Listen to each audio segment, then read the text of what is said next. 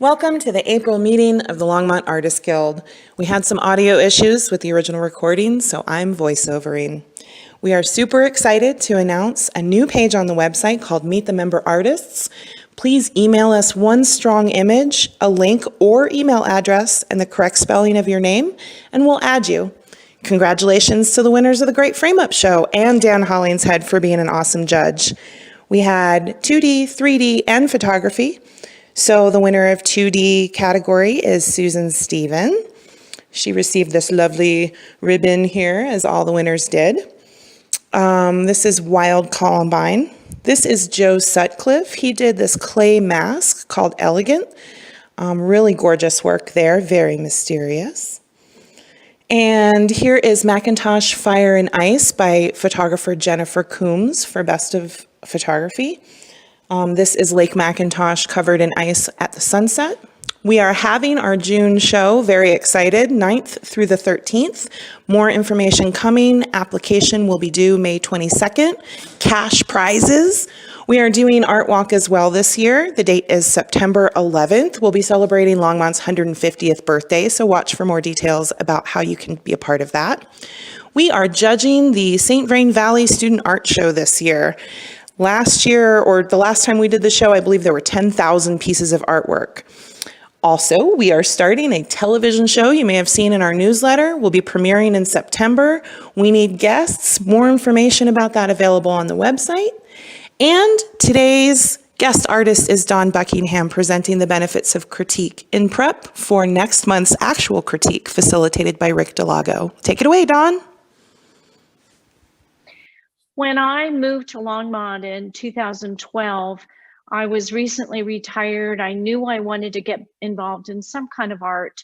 And I had never, other than just hobby art, ever done anything, but I was eager and interested. And I read a little blurb in the Longmont Times Call where Becky Everett, through LAG, was offering a $25 Learn to Pastel 2-hour workshop at the fairgrounds. And there was a phone number, and I reached out and contacted her, and she said, "Oh, just bring your pastel supplies and join in." And I said, "I don't have any pastel supplies." And Becky very graciously said, "Oh, that's okay. If you have any drawing paper or any art supplies, just bring it along and I'll share what I have." And I will tell you, I had no idea when I walked in that those luscious sticks of Terry Ludwig pastels were really worth $5 a piece, and that the paper she provided me was artist grade. And she was gracious and helpful, and I walked away and set a goal to enter an art show that spring. What did I know? I was the first ever Why Not NIWAC competition, and I won the grand prize. And I look back and I think, you know, if not for Becky's gracious invitation and her willingness to follow the LAG mission and promote art in the community, who knows where that connection would have made. So I feel so strongly about the importance of local art associations in promoting and supporting members at whatever level they're at, from very beginners all the way through professional artists. I can't say enough about the value of art associations. I just wish I could belong to them all. And one of the hard things I learned about coming here to California is every little community within a 10-mile radius has their own art association. So I can go to Orange, I can go to Anaheim, I can go to Yorba Linda, I can go to Pomona Valley, I can go to Huntington Beach, I can go to Tustin. I mean, the list goes on, and they're all very much like LAG. And so that's kind of a nice language. I have become primarily a plein air painter, and I am a person who would tell you that I love teaching as much or more as I love creating. I think it takes my art to another level as I try to share it with others. And the other thing that I've tried to do is model what Becky gave to me as a gift of that first experience. And I offer pastel play days where people come with a very minimal set of sketchbooks and a couple of markers, and I provide the Terry Ludwig pastels, and we have a day of immersion pastel painting in order to give people an opportunity to decide whether or not they like pastel before they get started and make that huge investment. It's been difficult during the shutdown and the difficult with the pandemic. So fortunately, I do have a technology background, and I've launched an online pastel studio teaching sessions. So I teach a small group of artists on Monday mornings and on Thursday afternoons, and keep it down to about 8 people. So if you're interested, I know Christina has my contact information, and there's also information at the end of the slide. Let me know if you'd like to learn to pastel. So let me talk to you for just a minute, and then I have a couple things to share with you. My idea of critique is not the kind of critique that you would do if you were considering art show judging. That's very different. From my background in instructional design, it falls along the lines of what we used to call formative evaluation. That means evaluation or critique that's a part of the process. So we don't sit in isolation and create art and then suddenly bring it out to the world to see. It's a much stronger process if we create some art, get input from others, could be peers, it could be family and friends, although be careful with that one. It could be your instructor. And then you take what you know and go back and work on the piece again. And the whole purpose of this type of critique is to grow in your art. So there are foundational things about art pieces, composition, value, structure of a piece, that it doesn't really matter whether you're working on watercolor, oil, or acrylic, or pastel. Those are all foundational things that everybody can grow from. So the idea is that a collaborative group of people, like a guild, will come together on a regular basis and look at each other's art with the idea to promote and grow. So as we get down through, I'll talk about the kind of art to bring in, but I'm going to jump in here quickly and start with a screen share and bring this up. And so we're talking about peer art critique, meaning working with others to do that. I think that this is all of the information. When we were no longer able to meet face-to-face as a plein air group out here, I began hosting weekly sessions with our plein air organization called SoCal Papa. We now meet once a week for an hour to 90 minutes. We regularly have anywhere from 15 to 20 people participate. And so what I'm going to show you here is what we've worked as far as a model for what we found successful. So why do we do it? It's an opportunity to grow. It's supportive of each other. We have great interaction and opportunities. It gives us a wider range of opinions, and sometimes we're looking for that. It builds a strong community organization. You end up having a trusting group where you know you can bring your art and get a valid opinion. And it also teaches us how to evaluate and also use criticism in an appropriate way. And I'm just going to say, Susan, that because I'm a co-host, I see there's somebody in the waiting room. I was just looking for that. Yeah. So I put this particular painting up for a reason. This painting is a little plein air piece that I did a couple of years ago at Domenico Farm in Lafayette. I had a group that 6 of us, all pastel painters, went there once a week for 2 years and painted Domenico Farm as a lead up to documenting the space before it goes through a transition and gets developed. And so this is a plein air piece. It's a small little piece. I think it's probably 12 by 12 that I entered into 2 different shows in Colorado. One was both of them were national shows. Both of them are local Colorado groups. In the first show, the judge did not put it into the show. It didn't get through the jurying process. The second judge put it in the show. And right before I moved here to California, I was absolutely shocked to get a phone call saying it had won Best of Show.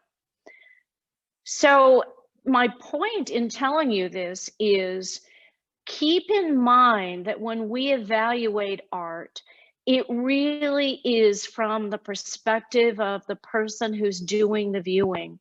And you have to keep that in mind as you look at it. And if you get criticism on a piece, one of the things you have to learn to do is evaluate that criticism and decide whether or not it's something you want to listen to, or whether or not you say, gee, that's interesting, I'm not sure I agree, and move on. Had I been discouraged in not getting this piece into the first show, I never would have entered it in the second show. And lo and behold, it won an award. So not that we're all trying to win awards with our art, but that's just to help you understand that an opinion is just that. It's an opinion. And it's for you to take and evaluate, and then you get to decide what you do with that. So with that in mind, I love this. This is something that is coming around on the internet regularly. And it says, a young artist exhibits his work for the very first time, and a well-known art critic is in attendance. The critic says to the young artist, would you like to hear my opinion of your work? Yes, the artist replies. It's worthless, the critic says. I know, the young artist replies, so tell me anyway. So I think that's a really good thing to keep in mind. Everybody that has art or an opinion about art doesn't necessarily agree. There are many, many schools, all from Impressionism to contemporary abstract art, and everybody has a different idea of what is valuable and what isn't. So here is a model that I highly recommend and how we started. We have a consistent time. We do this weekly. It's an hour or 90 minutes, even if there are 20 people there. We allow each participant to share a painting, and it's only discussed for 2 or 3 minutes. That way we can get through and give everybody a chance. Now, the rules or the idea or the structure that you put in place is up to you. This is just what we do. There's a suggested weekly theme, and we came up with that just to provide inspiration.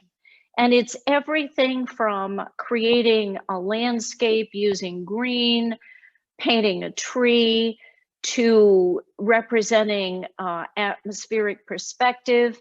And we have a technology person, that's myself, that runs the Zoom part of the meeting. But then we let every member choose a theme each time, and they call on people and kind of host the meeting. So that's one way we do it. Everybody is encouraged to offer comments. Don't default to just having your most experienced artists be the one to talk. Let everybody talk about what they like or what they're seeing in a particular, because that's a part of the practice of learning to do the critique as well. We're always encouraging people to do work in progress.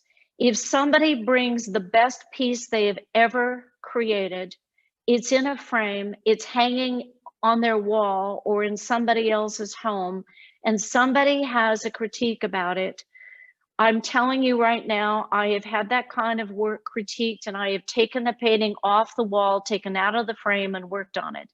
That's not the point. It's formative. It's meant to inform you and help you grow in the piece you're working on right now. You can bring other things to share, but then we always say, gosh, I finished this, it's framed, it's hanging, I just wanted to share it. And that gives the people in the meeting a different perspective on what they're asking to do. We also have it made up of all different media, experience levels, and both hobby artists and professional artists. So this, again, set the group expectations. It's a good idea to repeat that every meeting because you have new people and you want them all to know what you're doing. I found it very, very helpful to host Zoom training for people who didn't know how. And we give people two options for sharing their art. They can either learn to do screen share and share it directly from their own computer, or they can text it or email it to the host, and then the host brings it up. And we encourage comments that will help artists resolve problems, and this is key, that the artist is asking about. And I'm going to show you why.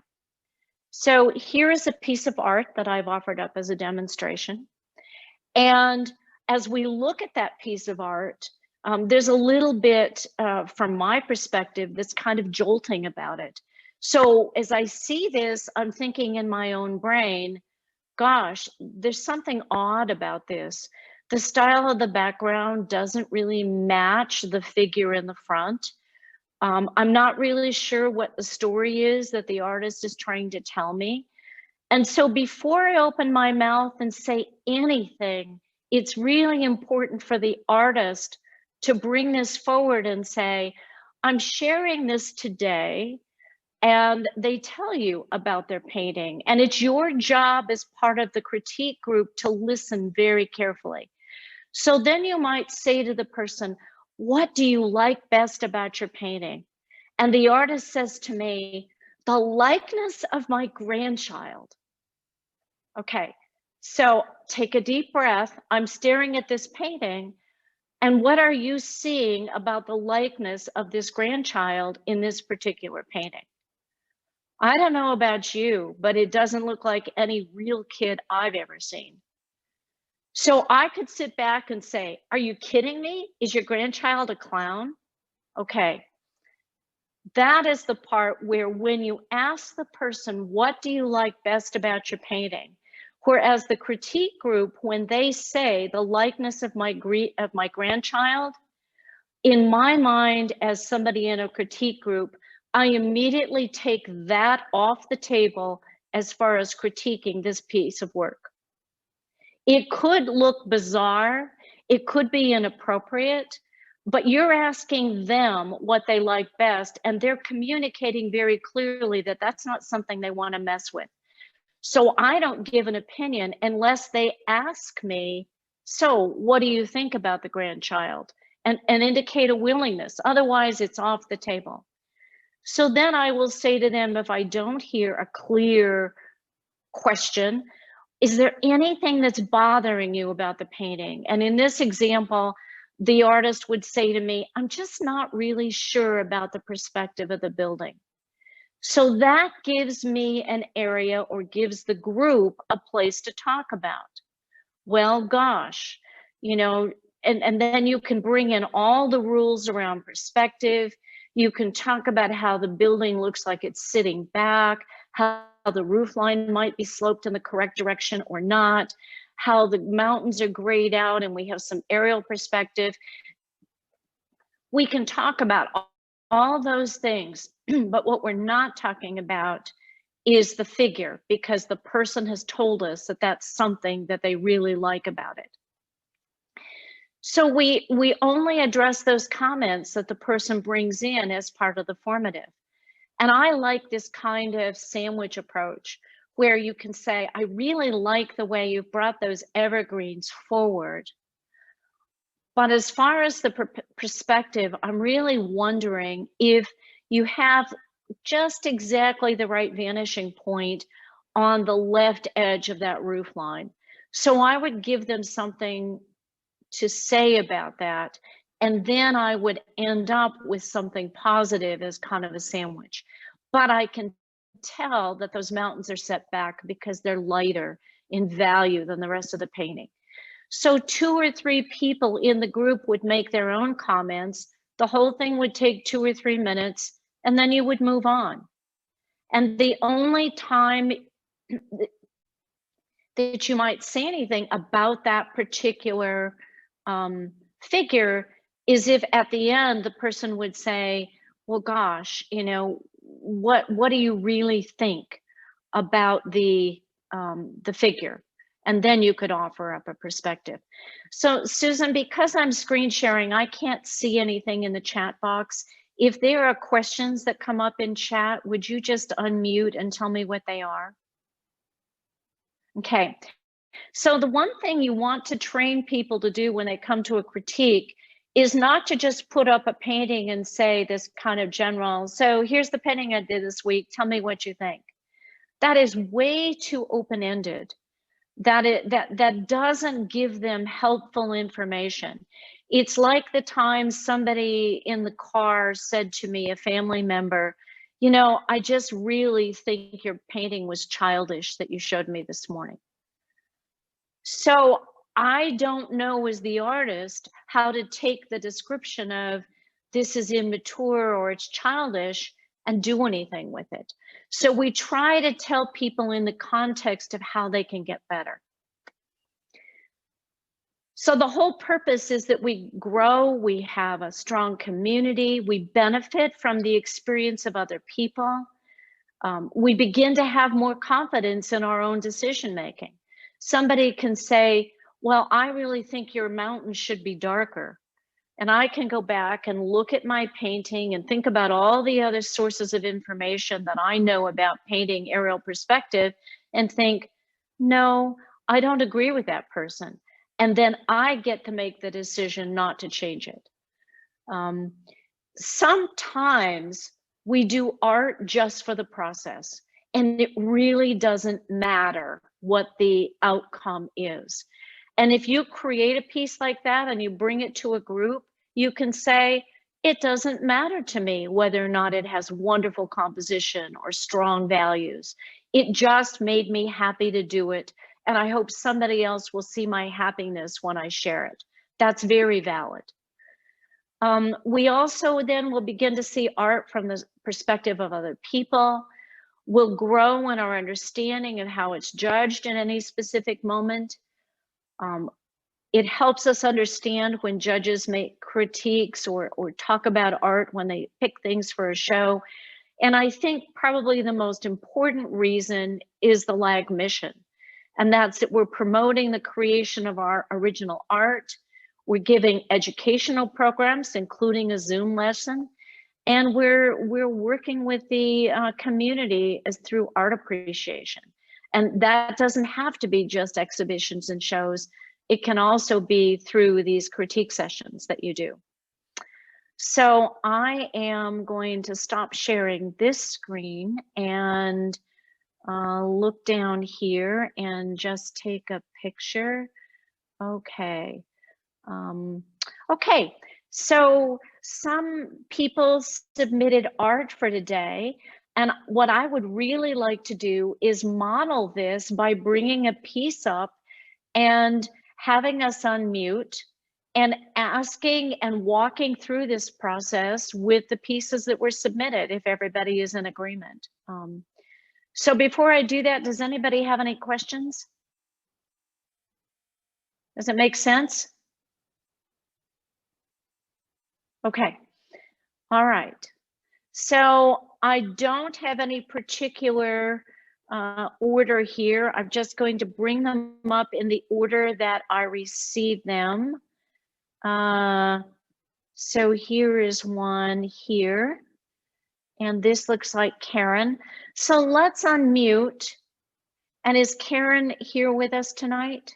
Yes, Great. I'm So here. Karen, tell Yes. us about this piece of art, this work that you've done.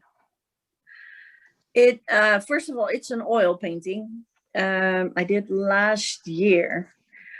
The scene, or yeah, how do you call it? The scene is from an old restaurant bar in Green, close to San Antonio. It's an old German town, and they kept it like in the old way. And I love old barns, old buildings that has a lot of character, I think. And because it was, first of all, I love this area and building. And it was in the beginning of the Corona time. And the figure, the girl in the picture wasn't in there. So it was just the building. And I thought it needs to have something interesting. So I put that girl in there, and I thought, it's like she's waiting for customers who didn't come because of the corona. So Yes. that was my idea. But yeah. Okay, so it was the town New Braunfels? Yes, it is New Braunfels. Well, Yeah, I will tell you, I got the feeling of New Braunfels when I saw this. So yeah. as you're showing this piece, is there anything about it that you have questions about? Well, I have a hard time putting her in there. I don't like her face. I do like all the reflections, and I think, I like the painting, but every time I look at it, it's her face. It's her. Yeah, I don't know. There's something wrong. Okay, all right. So just to model for everybody, I heard very clearly that she likes the reflections, which I would also assume to be light, and that she is struggling with what's going on here. Why doesn't she like the face? So now is when, as a group, we look at that and we say, what can we do to help her with what's going on here? Now, you don't have to come at this with, a degree in art education. You can just say what you're feeling in your gut, what your response is to it. So does somebody want to start out and just make a comment to her about this? You don't hurt my feelings if you say so. I'd like to say something. I think yes, Sandra. I think it's astonishing, this painting, the glass and the reflections, and I am just I think it's remarkable. And as far as the woman is concerned and her face, the only thing I can say is everything else is so full of light and shadow and reflection that maybe she's a little flat, but that may be a difficult thing to overcome. But she seems to fit very nicely in the place. And if her face is a little bit less than animated compared to the rest of the painting, and maybe a little more light and a little more shadow might help. Okay. All right. Somebody else has something to say about it. Christina. And you're muted. Yeah. Yeah, because we're sharing a room, so I'm using her mic. That's right. I'll talk loud. I agree with what Sandy said about so much life being in the environment and her feeling a little bit flat. I'm noticing that her body is in a 3/4 turn, but her face is in profile. And when I've worked with figures in the past, I would normally see more tension in the neck when that turn is being made. And where the light is falling, where it's kind of like patchworked in a diagonal through the piece from the upper right to the lower left, I would like to see that mottled light falling over her forearms as it falls down the chair and over the table. It kind of draws the eye that way anyway. So maybe that could help bring a light part forward and a dark part, receding, and give a little more life to the figure that matches. Yeah. There's a little bit in there, but not enough, I guess. Yeah. So this is exactly the kind of discussion. And I would point out from my perspective that the story you're telling in the painting or in the piece, the area, the focal point will be the area of tightest detail and the area that's most specifically drawn. And when you talked about this, you talked first about the reflections. So my question would be, if the reflections and the feeling of the moment in the room are the most important thing, have you maybe made the face so specifically drawn that our eye jumps away from all this lovely light and the part that you fell in love with, and we get up here to the face and we can't leave it because it's so. And so I'm gonna, with Okay. your permission, just do something kind of radical here. I'm going to just, whoops, that's the wrong thing. I am just going to go in here and put a little bit of blurriness across this to take away the detail, just a tiny bit, even if she were looking down. Now, when I take away the specifics of the eye and soften that a bit, look at the beautiful edges that you have in, even though these are strong lines, you have gorgeous lost and found edges in here. And so now the painting becomes more about the light, and she's kind of the supporting cast. Whereas if you want her to be the focal point, then you did that with those changes that Christina mentioned. So you have to go back then and decide what's the focal point of my piece, and how, what direction do I want to take it? Excellent. Yeah, I love it. I mean, yeah. It's So lots of things to think about, and you Well, have permission to do what you want to do with it. it's that was bothering me. It's still, I did frame it because I thought it was ready, but then I have it here in the art room, and every time I come into the room I see it, and every time I think there's something wrong. There's something wrong in there. So maybe, Very good. Okay, so let me, you. Sure, let me pull up another one here. Let's bring this one up. All right, and is this yours, Sandra? Do I have one up that you guys can see? Yes. Okay. Yes. And is it Sandra's? Sandra, you're on mute, so you'll need to unmute so we can. Yes, it's mine. Great. So And tell us a little bit about it. this is a piece, a bouquet of flowers that was presented to my daughter for her birthday, and it was so gorgeous, so I couldn't resist it. And it was sitting on a table in front of a window filled with light. And so this is a was very quickly done. It's done in acrylic on gessoed watercolor paper. And it's the paint is very loose and very wet. And I like the overall feeling of it, but it feels a little, I think right now as I'm looking at it in this picture, the window is bothering me a lot. Okay. I like the light coming in through the window. I like the vase and the way the thing is sitting on the table. I like the table, but there's something about it that's not quite right, particularly with respect to the window.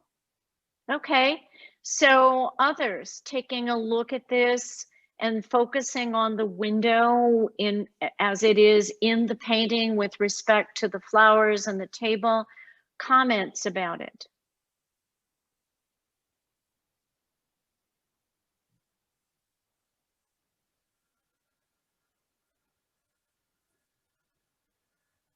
Susan. Sandy, that's wonderful. I love your style. It's very kind of stylized. And you said it was a quick piece, so that's fantastic. I like the blue in the table. It kind of helps break up the planes and so forth. I don't, the window doesn't really bother me. It's on an angle, but I think if it was straight up and down, it might be too static, the whole piece. I feel that window gives it kind of a more interest. the only part really that kind of caught my eye that didn't bother me, but I felt needed a little bit more is your, the bottom of the flowers. As it goes into the vase, there's a leaf, a big green leaf, and the values of that leaf and the blue table are so similar, it Yes. just kind of disappears. So maybe just a darker value shadow under that leaf to help kind of balance that whole side of the arrangement of the flowers. Yeah. Susan, I think your observations are right on. It is lovely, lovely color. I love that turquoisey teal against the orange and the red flowers that stand out. I would say, again, I'm going to jump in with my annotate here. Anytime we want to call the eye's attention to a particular area, we make sure that it is the most detailed and distinct. And so you have a couple of things going on here. One, you have one of your hardest lines in the entire painting being right here on this wall. And you have that pointing almost exactly to the corner. So what you're doing is you have a lead in, the eye tends to come up these flowers, it zips over here to this line, and you exodus right out of the painting because of the strength of that diagonal line that's up there. So if I go in and lighten that a bit and bring down that contrast, the eye tends to stay more in the frame of what you want, which is these lovely, loose, stylized flowers that you've drawn. So for this piece, I would say that's the only thing that I would do, and that is to get rid of that harsh diagonal that pulls us in and then zips us right out the upper left corner of your painting. We don't have a reason to stay. And if you soften that, it's going to pull the eye and keep it here on those lovely flowers. Wow, thank you. I see that. Sure. Excellent. Sure. Okay, anybody else before we move on? All right. So let me bring up another one then. And I've got this piece. All right. And Christina, is this yours? Yes. All right. Tell us about it.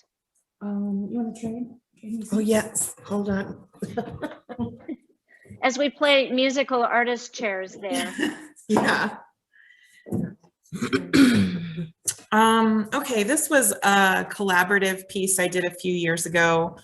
The figure of the woman and the dark background was done by my collaborator Flu. The creature with all the patterns was done by me, and it was kind of like a pass it back and forth over a few hours in an evening. But as we talked about it, it sort of became this metaphor for what we dream about, and maybe, you know, that we can't control what our dreams are. So it was supposed to have a little bit of an ominous feel, like this woman was vulnerable while she was sleeping, and here comes this beast. It might be vicious, but it also might just be creativity. So we wanted the viewer to sort of interpret what that beast might be to the sleeping woman. So it's done all in ink. A lot of people think Flu's style is little pieces of tape or old videotape pieces or whatnot, but he does it all with ink.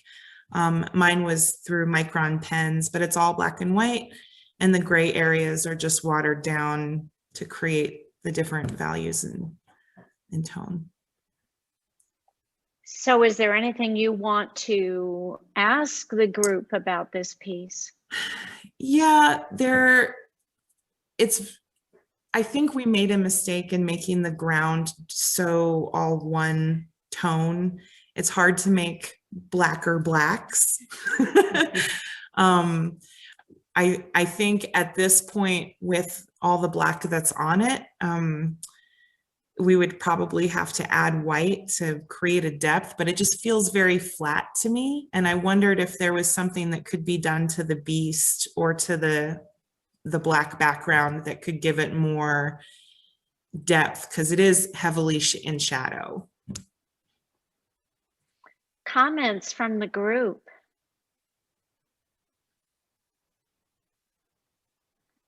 Okay, somebody else speak up, be brave. You're not going to hurt my feelings. I have a thick skin.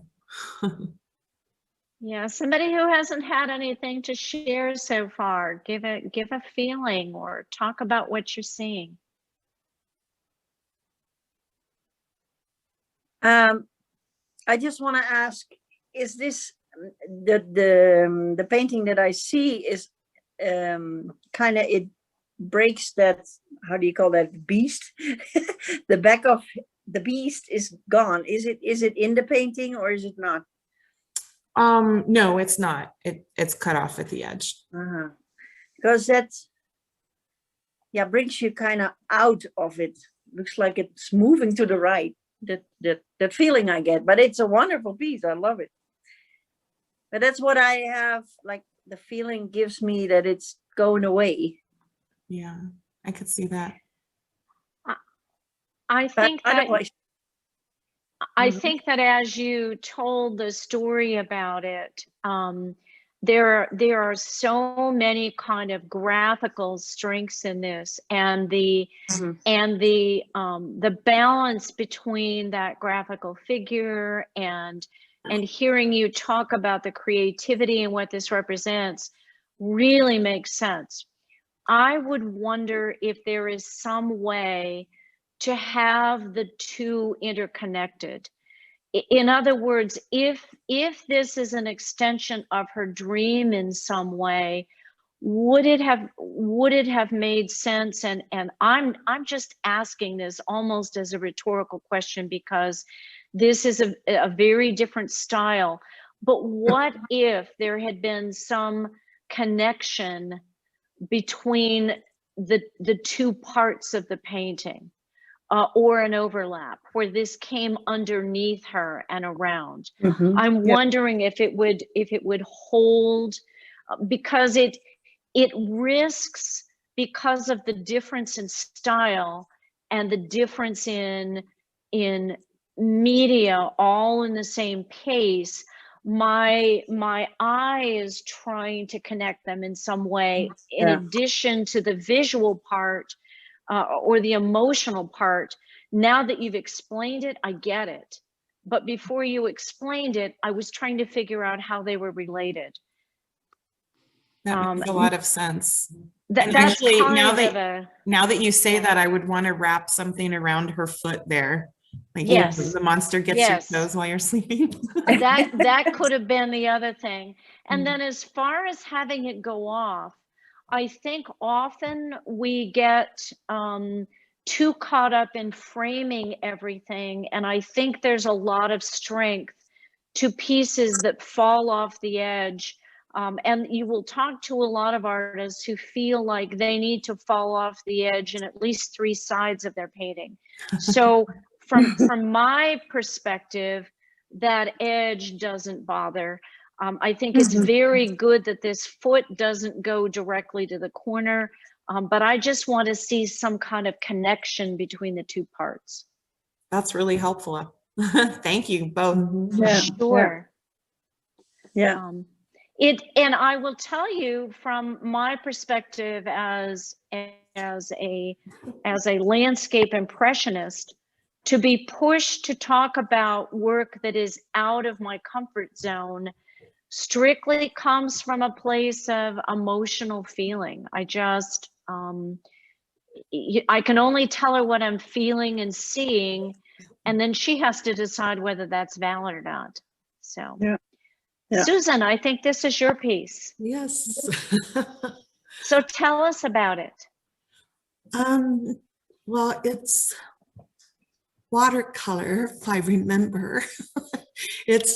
This is an older piece that I was experimenting with a completely different style and medium, and just kind of playing with shapes mainly.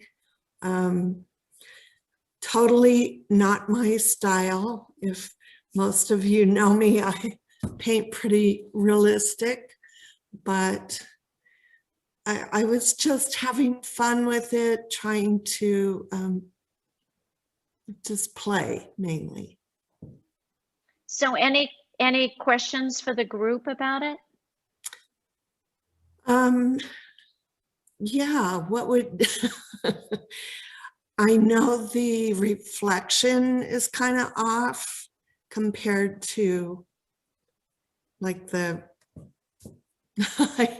it was, I don't know, it was just all pretty random. And so what could I do with that to make it more interesting? Would I break up colors more, put a more variety of color in there? Or I know if you took one of those red cellophane things to check values, it would be pretty much the same except for the sky. So would I be better adding more values and shadows without taking away from the looseness of it? So comments, anybody have a comment or something they would like to share? It's a hard piece to critique. I think that I would ask you in this piece, what story are you trying to tell us? What are you wanting the viewer to focus on in the piece? What's most Mainly, important to you? right. I think I'm real big into color. I do like strong colors and shapes as well.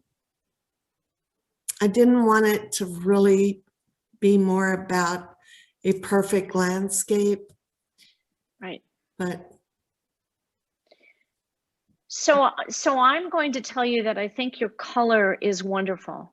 I love the vibrancy. I love those tealy aqua blues next to the oranges. I think that is right on. What I struggle with as the viewer when I come into this is I look for the focal point. I look for the path in and what you want me to see. And so I know these are mountains in the background.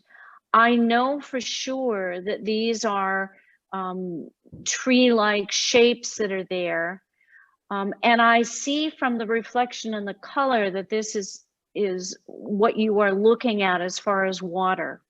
So a couple of things I would say is that these trunks or branches in the back that are the same value as these toward the front. And then I would ask, are these shapes that represent additional trunks, do they represent kind of the gesture of what a tree trunk would be?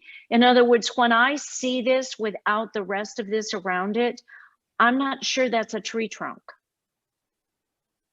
Does that make sense to you? mhm. So if it's meant to be graphical, then maybe all of them should be in that Should be like style. that. Or if they're meant to be the same style as, see how these are a little bit more organic and these are pretty much a line without I just haven't seen too many tree shapes that have that. So that would be the first thing that jumps out. A couple of things. Again, it's very easy to bring a diagonal directly into a corner. And when we do that, we send the viewer right out of the painting. And then the one other thing to think about is whenever you're representing water, even if it is in a graphical stylized form, water is always flat.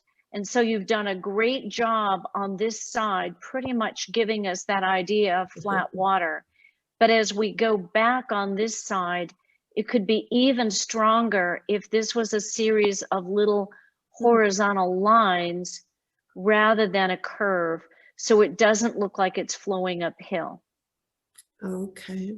Does that make sense? Do you see how that tends to flatten that water out and it reads water a little more? Mm-hmm. If I make those a series of horizontal lines. Right.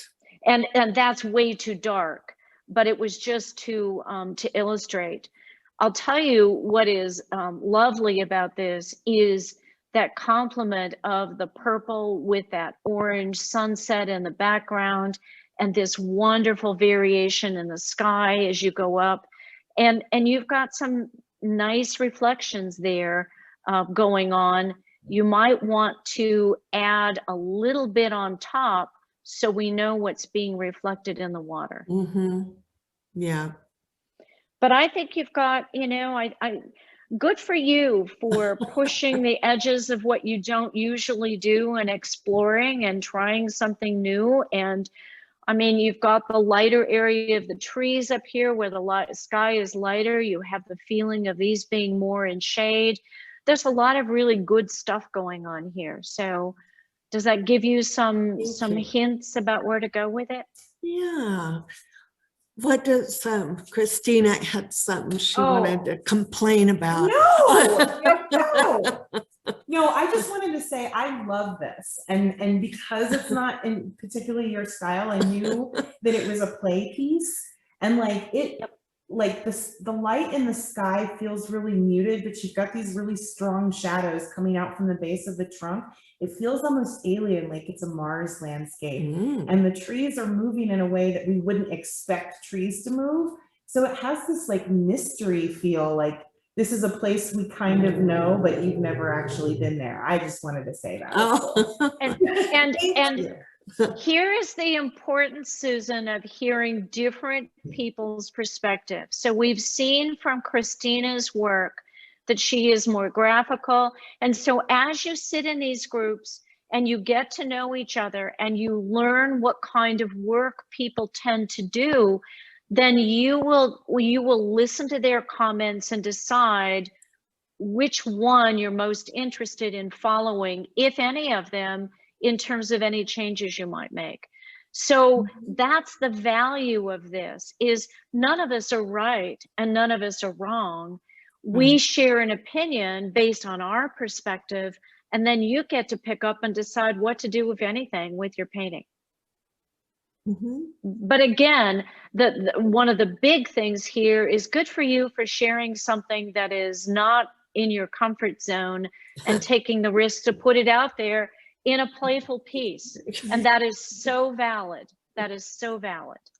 Can't say enough positive things about that.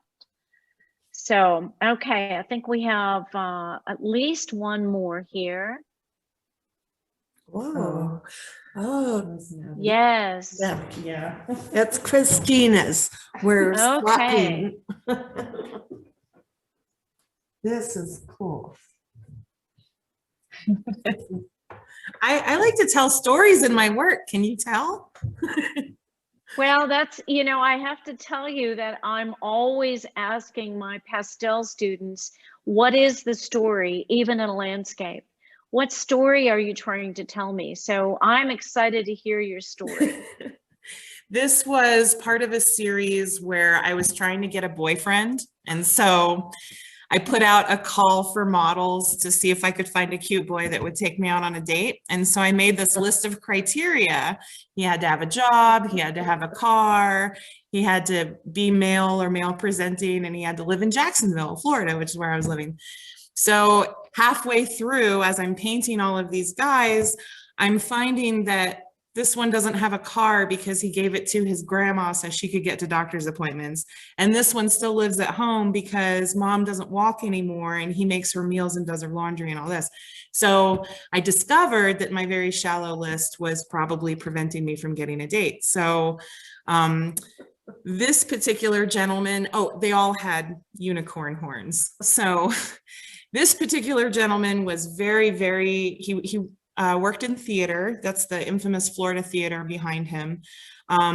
He worked in theater and he was working usually all night and then would get out in the wee hours of the morning, and he was scared of becoming an alcoholic like his father. So he didn't drink, but he carried a flask, an empty one, to remind him of what could happen. And so I thought that story was really interesting. And he chose to transport himself by bicycle because it was good for him, which I'm like, what? And so he didn't fit my criteria, but there's totally nothing wrong with any of that. All of that's admirable. So that's kind of where this portrait came from. So what I really like is the background. I really like the theater. It looks just like it, and the receding trees and the mottled shadow behind him. I think his unicorn horn is pointed the wrong way, or it's too curvy. I'm not sure what's going on with my perspective on the horn. Well, having never seen a unicorn, I'm not sure what the proper perspective of a unicorn horn would be on a human figure. Maybe straighter than that. I don't know. Anybody else? The unicorn. What, Sandra? I said, what is the story of the unicorn? So this was called the Manicorn Project because to find a good man in Florida was about as legendary as finding a unicorn. Okay. It's also a phallic symbol, but I did one of my son was like 5 at the time, and he was part of the series, and his horn was like this little 2-inch baby nub. You know, I really don't, because it's an anomaly, because we don't know what to expect as a viewer, I don't have any issue with that at all.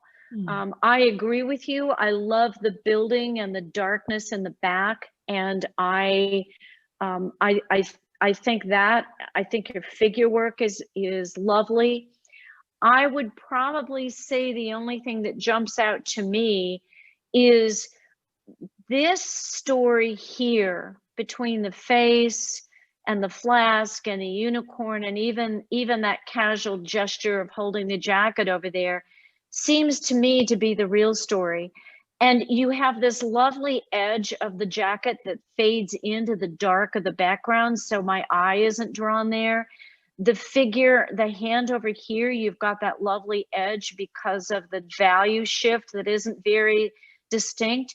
But what I find my eye continuing to go to is not the unicorn horn, but instead my eye tends to go to this huge detail of a very strong edge of that tie on both sides. So I take it all in, and then my eye zeroes in, because this is the area of the most detail, the most contrast compared to anything else here. And so I get trapped right here in this area. And that's magic. You're so right.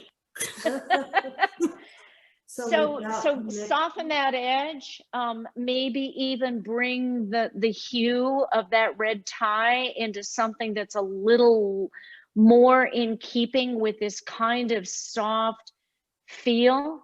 And I think it's a wonderful painting. I think that will tell the story. That's very smart. Is that acrylic? It's oil. Oil. Yeah. Yeah, so all of that is doable. Yeah.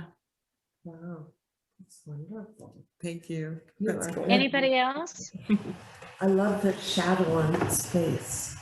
Yes. I do too. I think that is great. Thank you. Well, I hope this is it has been helpful. Questions? Does anybody have questions? I wish you all the luck in moving forward with these sessions. And this is what I hope to give you, was just a model for how you move forward and do your critiques and share and grow as a group. Thank you, Dawn. That was so Sure. good. I've learned so much just in the last hour. Wow. Well, and you know, we all sign up for workshops and classes, but look at what we're able to do as we put our heads together as a group. We may not all agree on the same thing, but maybe something somebody says will be a little tidbit that you can think about, and it'll be a little change that you can move forward in your work. And so it's like a free workshop session when you get everybody's heads together. And you might think it's one thing, and then somebody's saying, no, it's not the unicorn horn, it's that red tie.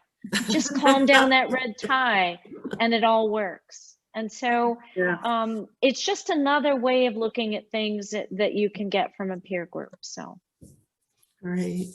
Great. Thank you. Thank you. Thank you so Thank much, you. Dawn. sure. Sure appreciate it. Hey, show of hands if you think you might come to the critique with Rick next month. Yes. I will. Yeah, Nice. it should. We can take all these ideas into that as Right. well. So, So take a work that is still in progress, or one that you're interested in changing, or one that you're not quite satisfied with. I have Don't one. take the grand prize winner or the one that's already framed for the show. I have a funny story about that. So we have a fire season here in California, and last year I painted a fire cloud that I thought was right on. I saw it on my walk, I painted it, and I took it to a critique session, and one of the people said, I see the opera singer in the fire cloud. Every time I looked at that painting, that's all I could see was an opera singer. So I had to go back and change it. So if you have something you think you're happy with, don't bring it to the group critique, because you too might have an opera singer and you don't want that. Yeah. good one. Good one. All right. Well, Oh. thank you, All right. everybody. It was